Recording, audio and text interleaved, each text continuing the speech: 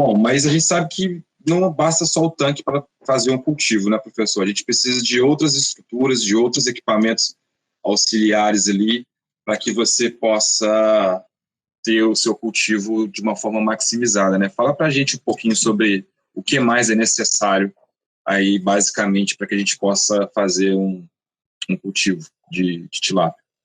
Bom, como a gente comentou, né, na sessão de perguntas, alguém perguntou quantas tilápias cabem. Como a gente não quer colocar poucas tilápias, a gente quer que cada tanque desse tenha uma produção de aproximadamente por 1 tonelada por ciclo, né? Então a gente teria que estar colocando, para ter 1 tonelada, a gente tem que ter 20 quilos de tilápia por metro cúbico. Então a gente tem que estar colocando aí em torno de 40 tilápias. Bom, para fazer isso eu preciso dessas estruturas aqui, que são os filtros, né? Aqui dentro a gente ainda não fez a conexão, mas vai ter uma conexão com um decantador, que é para retirar os sólidos. A água vai passar aqui por um conjunto de membranas, onde existe uma série de bactérias que vão fazer a filtragem, vão tirar a amônia, mais ou menos como as plantas fazem, né? As plantas vão transformando aquele nitrato em outros materiais, as bactérias também fazem isso.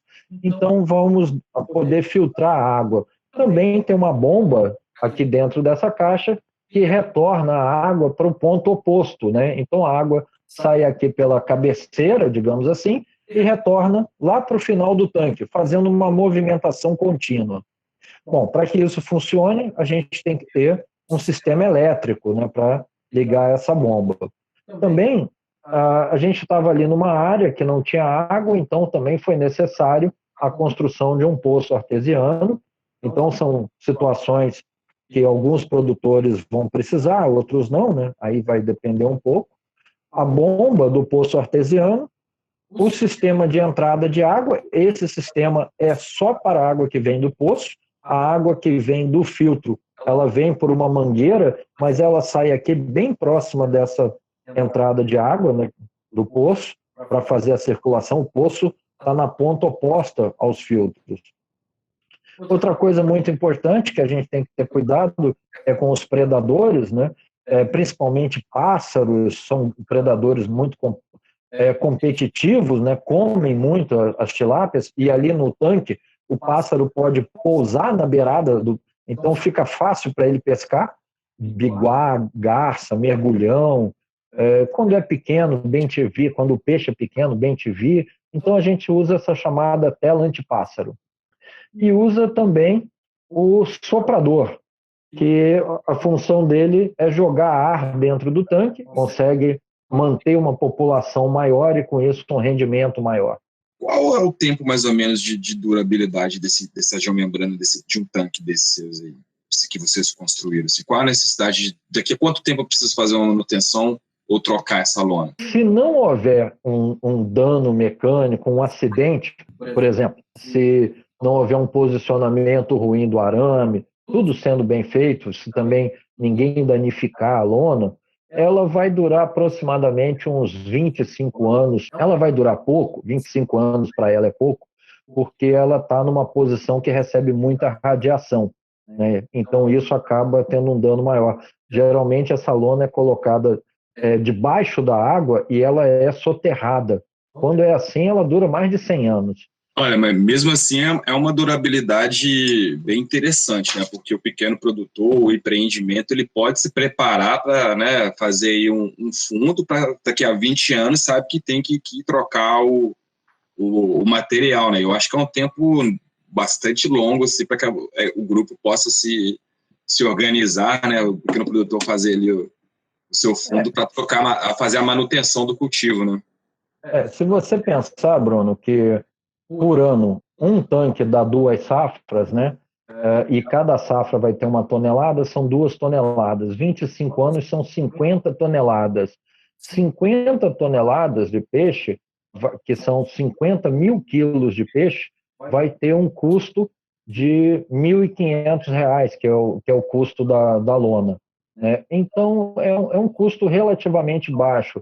Então, a gente está falando 1.500 são 150 reais para cada 500. Então, você tem um custo que é bastante compatível. Se fosse um tanque escavado, por exemplo, você teria que, a cada 2, 3 anos, usar um trator para reformar o fundo. Então, cada tipo de estrutura ela tem um determinado custo, além do custo da implantação. Vamos lá, professor. Acabamos de fazer a instalação, então construímos os tanques, colocamos os equipamentos auxiliares para o cultivo e agora nós não vamos produzir sem os alevinos, né, que é ali a matéria-prima do cultivo, né? Então a gente precisa comprar esses alevinos, né? Então explica para a gente, geralmente, como é que é feita essa reprodução dos peixes. Ela é feita por um produtor especializado, a gente pode fazer ela de qualquer forma. Como é que é essa parte de reprodução dentro da piscicultura? Aqui no projeto, nós vamos comprar os alevinos, né? Num primeiro momento, não vai se trabalhar com reprodução, que não quer dizer que depois não possa avançar para isso, mas é sempre interessante falar um pouquinho, saber de onde eles vêm, como que esse processo é, porque isso vai afetar também a nossa produção. E também pode ser uma opção no futuro, né? Alguém resolver produzir os alevinos aqui, já que na região toda nós não temos produtores de alevinos de peixe.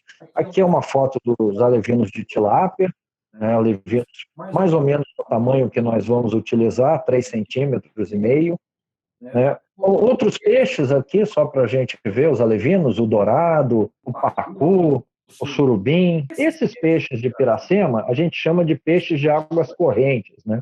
Então, aqui tem um curimba, um grumatã, uma matrinchã, um pacu, um surubim, a carpa capim, carpa prateada, o dourado, a truta, o piau vermelho, o bagre. Esses animais, eles não se preparam em cativeiro. Quando a gente mantém eles em tanques de água parada, eles, por não fazerem a migração reprodutiva, eles não amadurecem os óvulos, né? A ova não fica madura. Então, você vai observar, ela começa a amadurecer e para. Então, aqui é uma fêmea de tambaqui, que o produtor de alevinos está observando, achou que ela já está no período que estabilizou, ela não vai amadurecer mais do que isso. O macho já é outro peixe, né? O macho está esperneando, né? Soltando esperma, que também é outra característica que está numa hora boa. A papila genital da fêmea, ali por onde saem os ovos, fica bem vermelhinha, e isso indica que está na hora de aplicar um hormônio nesses peixes. Se não aplicar o hormônio, ele não vai amadurecer. Esse hormônio pode ser a hipófise, que é uma glândula que a gente tira de alguns peixes, pode ser hormônio sintético, e quando você aplica, você faz um amadurecimento forçado, que é o que ele faria se tivesse feito a piracema. Você substitui o estímulo da piracema pela hipófise. E aí, um dia depois que a gente aplica a hipófise, é um processo de mais ou menos 24 horas, a hipófise e o hormônio, são 2 doses. Depois que você aplica, você retira os ovos da fêmea, óbvio, né? A ova aqui do matrinchã, que é um verde azulado, azul esverdeado, sei lá que cor que é isso. Você pega o sêmen do macho, mistura, e depois os ovinhos, eles hidratam um pouquinho na água, e depois a gente solta nessas incubadoras aqui. Então, esses peixes de piracema, a gente precisa fazer uma indução, um uso de hormônio para desová-los de cativeiro. E o bom é que você coleta os ovos e coloca nessa incubadora, então você tem um bom controle das larvas que vão nascer. Muito interessante, né, professor? Você está falando da indução hormonal, né, da hipofisação, que é uma técnica muito comum, né, na reprodução de peixes em cativeiros. Eu já tive a oportunidade de visitar também alguns cultivos, inclusive onde eles faziam produção de alevinos, e essa era uma das técnicas utilizadas.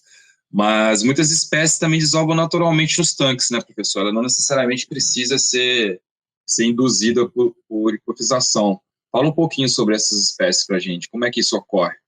A gente corre o risco de acontecer isso com a tilápia? Nos peixes que desovam naturalmente, também o objetivo é tentar capturar essas larvas, os ovos, para tirar esses animais de locais que possam ser atacados por predadores.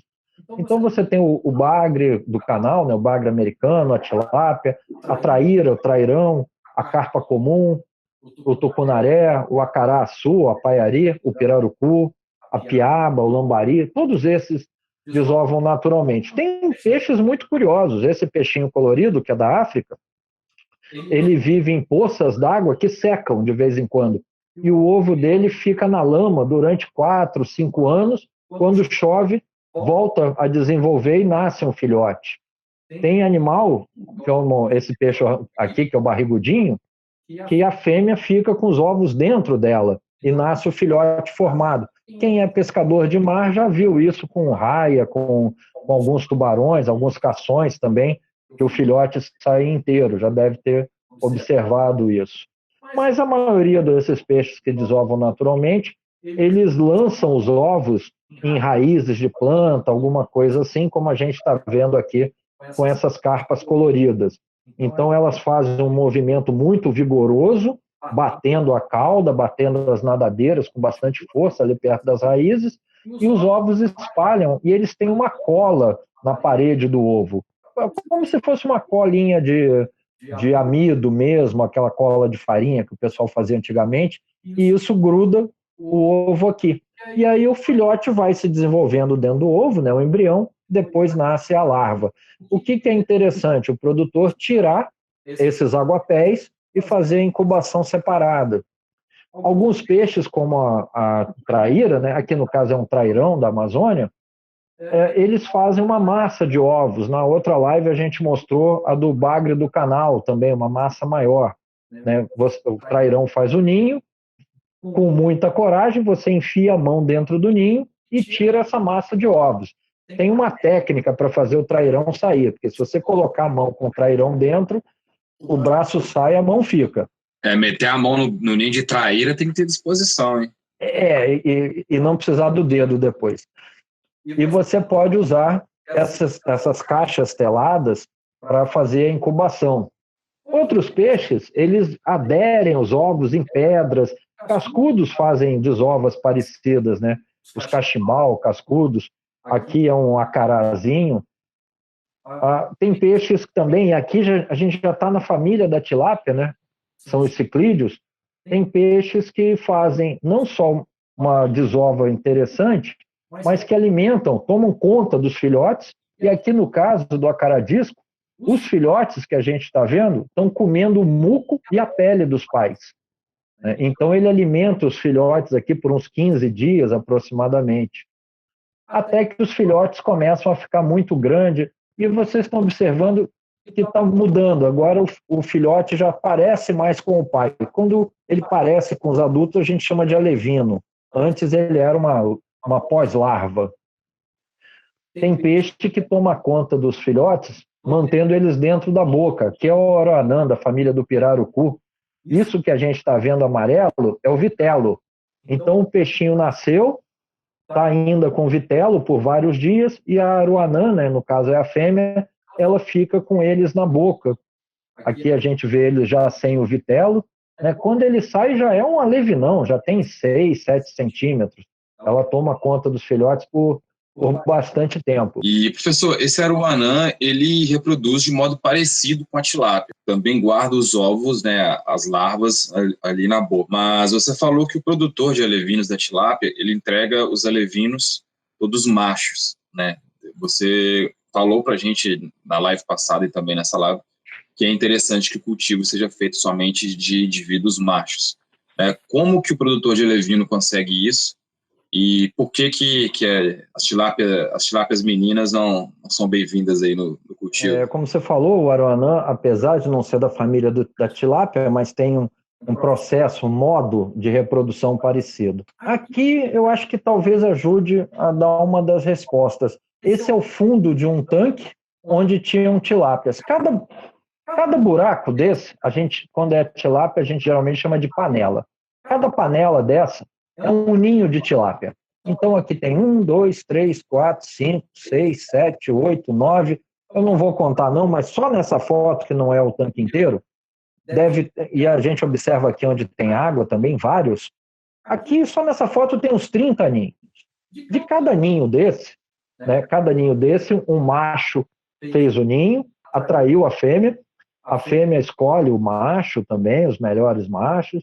Então, ela fez a desova ali e em cada ninho desse, ela colocou os ovos, depois ficou com os ovos na boca. Então, a tilápia, cada ninho desse, você pode contar de 50 a 600 filhotes. Então, imagina a quantidade de filhotes que teve aqui. Então, o tanque fica super lotado. E a tilápia começa a reproduzir muito pequena, 60 gramas, 100 gramas. Então, uma tilápia pequenininha começa a dar um monte de filhote, fica um monte de tilápia pequena e ela não atinge o tamanho de mercado. Outra coisa importante é que a tilápia, quando a gente vai filetar, o macho chega a dar 35%, 36% de rendimento de filé. E a fêmea, em geral, 30%, 31%, e ela cresce menos também. Então, para otimizar isso tudo, é que o pessoal prefere fazer o cultivo apenas de macho, e também para evitar superpopulação. Basicamente, tem 3 formas de obter macho. A primeira forma é separar quem é macho e quem é fêmea. Então, você pega tilápias pequenas. Essas tilápias, para vocês terem ideia, estão com aproximadamente 45 a 60 gramas, já estão até começando a reproduzir. E você observa aqui a papila genital da fêmea, com um orifício aqui, um outro aqui. Esse aqui é o ânus, aqui no macho, como se fosse uma verruguinha e com um orifício só. Porque o encontro do canal que vem do testículo com o canal que vem do rim, ele se dá dentro do peixe. Então, a gente só vê uma saída aqui. É interessante essa imagem que você colocou para a gente. Volta nela, professor, porque já alguns produtores no campo, né, já têm contato com tilápias, né, e às vezes podem ficar em dúvida se é macho, se é fêmea. Então, essa foto aí, ela acho que está bem didática, dá para entender que o macho tem uma espécie de uma espículazinha ali, né, uma verruguinha ali embaixo. Acho que isso pode ajudar o produtor no campo que já faz o cultivo de tilápia, né? O problema de fazer a seleção assim é que você vai ter um lote grande e metade do lote, que são as fêmeas, você cresceu eles até esse tamanho e não tem muito destino. Você teria que criar separado e vai ter um peixe que vai produzir menos. E mesmo assim, é comum que a pessoa, a cada 100 peixes, erre aí pelo menos uns 10, 12 peixes. E esses 10, 12 fêmeas no meio dos machos vão fazer uma reprodução ainda significativa. Uma outra estratégia, mas que hoje está bastante complicado de fazer, porque não encontra as espécies puras, é cruzar o macho da tilápia ornorum, que é uma espécie diferente da tilápia do Nilo, cruza com a fêmea da tilápia do Nilo. A tilápia do Nilo é que nem a gente. A fêmea é XX, o macho é XY. A ornorum, o macho é ZZ e a fêmea é ZW. Quando você cruza um com o outro, nasce um híbrido que tem um cromossomo X e um cromossomo Z, que é um macho. Então, é 100% macho. Qual que é o problema? Você precisa de uma ornorum pura e de uma tilápia do Nilo pura para conseguir fazer esse híbrido. E hoje em dia é muito difícil encontrar essas espécies puras. Além disso, a tilápia do Nilo, ela vem sofrendo um melhoramento muito grande. E por isso é mais interessante comprar animais invertidos sexualmente. O que é um animal invertido sexualmente? Eu coloquei aqui o desenvolvimento de uma larva do acará-bandeira. A maioria dos peixes nasce com esse formato e depois vai ficando aqui no final um alevino com o formato do adulto. Mais ou menos até essa fase aqui, que a gente está vendo esse animal, ele, apesar de já estar geneticamente definido se ele vai ser macho ou fêmea, se a gente aplicar uma ração com hormônio, ele pode se transformar em macho. As fêmeas vão se transformar em machos. Então, o que é feito? Você pode recolher o que a gente chama de nuvem de larvas. A tilápia fica com os ovos na boca, nascem as larvas. Quando as larvas começam a nadar, elas se afastam da mãe. Então, é a chamada nuvem de larva ou nuvem de pós-larva, que nas horas mais quentes do dia fica na superfície. Então, você pode fazer o recolhimento delas, parcial, ou secar o tanque, tirar todas, né? E essas pós-larvas você vai utilizá-las no processo de inversão sexual. Você também pode pegar os tanques e separar com telas, né, para colocar os casais e não usar um tanque só, porque aí você, depois de alguns dias, vem tirando as larvas. Ou você pode fazer o que atualmente é mais preconizado, que é pegar as fêmeas que estão com o ovo na boca, tirar os ovos, jogar os ovos dentro de incubadoras, que são essas aqui. Aí o ovo, ele é pesado, né? Ele é pesado não que a gente bota na balança, ele tem muito peso. Então o ovo fica aqui no fundo desse tubo, dessa incubadora. Quando o filhote nasce, ele continua no fundo, porque ele tem muito vitelo. Mas quando ele começa a consumir o vitelo e vai chegando a hora dele comer alguma coisa, aí ele começa a ficar mais leve. Aí ele sobe, cai por aqui, ele desce nesse cano, nessa calha, para essa bandeja. Então os animais diariamente são tirados, animais da mesma idade, aqui numa estação de reprodução. E esses animais recebem uma ração com o hormônio metiltestosterona durante 20 dias. E aí os machos continuam machos, as fêmeas se transformam em macho. Os animais menores, no final desses 20 dias, a gente separa, não comercializa como macho, porque podem ser fêmeas que não comeram a ração bem e por isso não se inverteram. Fazendo isso, é normal a gente ter lotes de 98, 99, até 100% de machos. A partir de 97% de machos, o cultivo já é economicamente viável. Primeiro eu quero dizer duas coisas, né, que é muito interessante a estrutura de reprodução, eu já tive a oportunidade de ver uma, mas o que me deixou mais curioso é essa libélula no final da apresentação, já que a gente está falando de peixe, né? Pois é, essa libélula, que aqui em Campos, e só aqui na nossa região é papa-fumo, essa libélula, por incrível que pareça, ela dá mais prejuízo do que o biguá, o mergulhão. Uma libélula dessa, ela come daquela larva da tilápia pequenininha, ela come 30, 40 larvas por dia. Se for pacu, tambaqui, que o filhote do pacu e do tambaqui são menores do que o da tilápia, ela chega a comer 70 larvas por dia. Então, quando a gente, no caso, vai trazer o alevino, mas mesmo esse alevino de 3 centímetros, se tiver muita larva de libélula, de papa-fumo dentro d'água, ela pode morder e tirar um pedaço do alevino, e quando o peixe crescer, vai ser um peixe com um defeito. Então, a tela antipássaro, ela também é uma tela anti-papa-fumo, porque o papa-fumo também dá prejuízo.